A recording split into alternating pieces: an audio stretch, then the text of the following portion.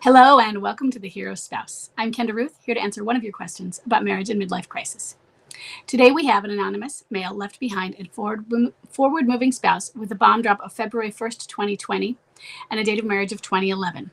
He has a boomerang and a low-energy wallower.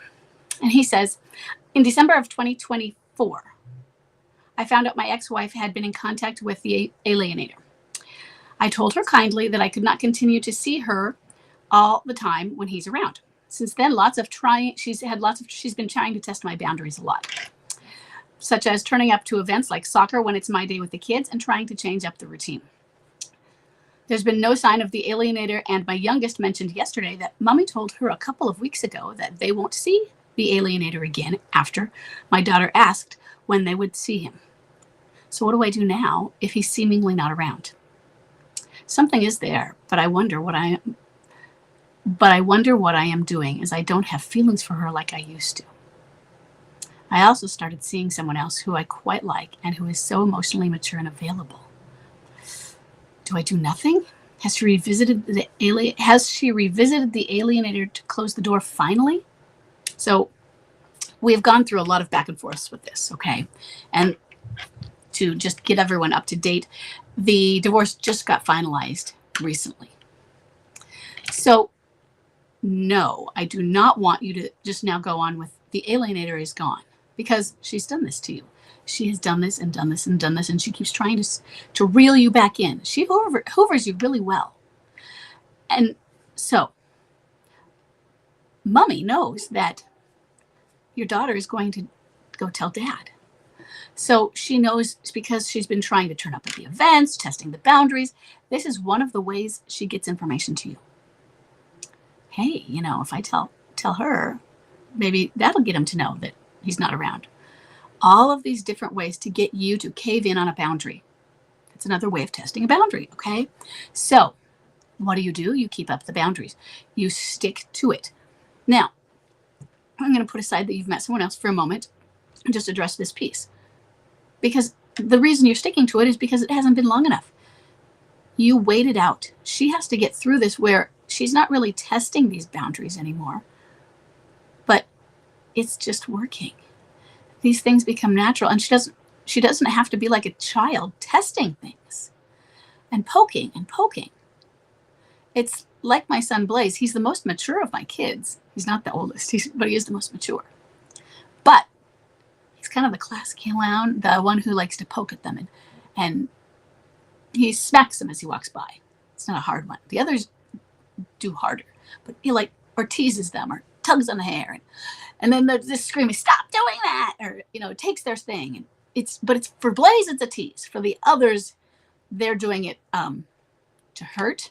But Blaze, he's just trying to tease. She's trying to poke you also. Get some maturity. You're seeing the immaturity. When you're seeing the immaturity, don't break those boundaries. And that means you go through time. And I also just want there to be more time between when you knew there was an alienator there and you saw to the time that, and I want there to be a large portion of time where you have consistently seen no signs, felt no energy, nothing of an alienator. 6 months is a minimum, but I'd rather it be a year. And I mean no suspicions either. Okay? But add to that maturity from her, rather than her testing those boundaries. Okay? So now you have another challenge, don't you? Because you've met someone, and you've met someone who is mature in the manner you would like someone to be. What does that mean for you? Okay? Are you ready for that? Because I will tell you that you're not, because you're still asking about your wife. And is that fair to this lovely, mature, and emotionally available woman? Because she's like, she doesn't want to be second fiddle either, does she?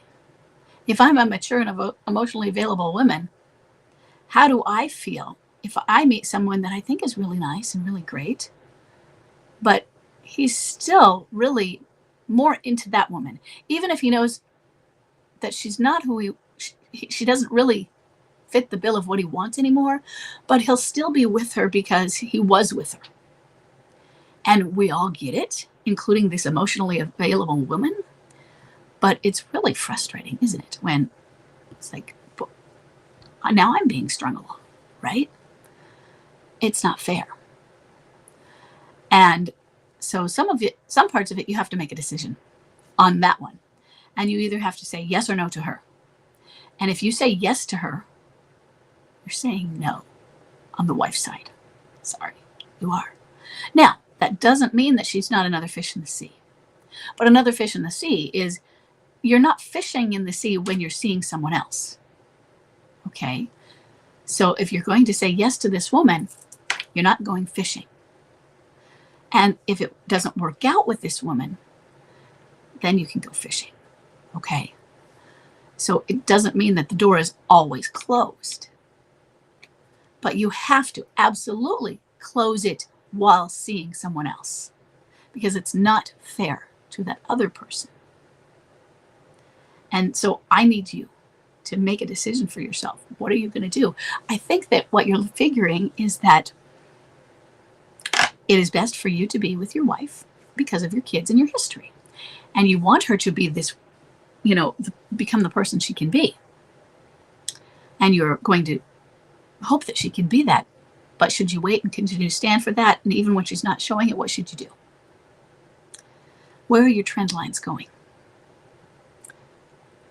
Now, the next thing is, what is this emotionally mature and available woman like compared to what your wife was like prior to midlife crisis? It might not be fair. It really might not, because had you been married to your wife, you might not have even looked at this woman, because you're not in the market for looking. But now that you have them right there, and you are, which one would you really have chosen if you'd met them at the same time? That sort of thing. Or you'd been at the maturity you are now, and you met them at the same time. Which one? In other words, is the person who your wife had been before midlife crisis a match for this lady? Are you going to get that same match out of her? And are you an appropriate match for this lady, given what you're going through now? Are you going to be an appropriate match in the future as you pull through as well? Because right now, you're just not ready for it, because you're still holding off on this. And even if you're holding off on that because of married people and, should stay together for the children, if it's a non-toxic and not high conflict, and if we can get back together, we should, even if it's for that. I get it. I'm there. I'm with you on it. But it's not fair to her. So you need to make a very decisive decision. That's my opinion. You can take it for what it's worth, but it's my opinion on that other lady, because it sounds like she's very sweet, and it's not fair to her. Okay? As for your wife, not yet. Not yet, not yet, not yet. No testing of those boundaries. You stop the tests, or at least the childish, immature tests where she's trying to break through. There can be, now just trying to anchor check is different. To put out a feeler is different. To test to see, I wonder how he'll respond. Is he ready to say yes to me if I ask if I can come home? That's different than like, I wonder, if I chink in on here at that boundary he said, will he hold it or not? It's different. There's the manipulation on one of those testing. And one of them is he ready to let me if I'm mature enough? Okay.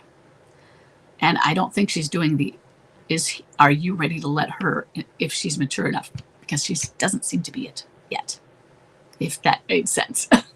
Okay. So I hope this helps. I hope it clarifies it. And I know it's really hard, because I know you've gone through a lot, and it's been several years. Okay. So keep it up. And I need you to figure out what you want for those kids and for you. Okay.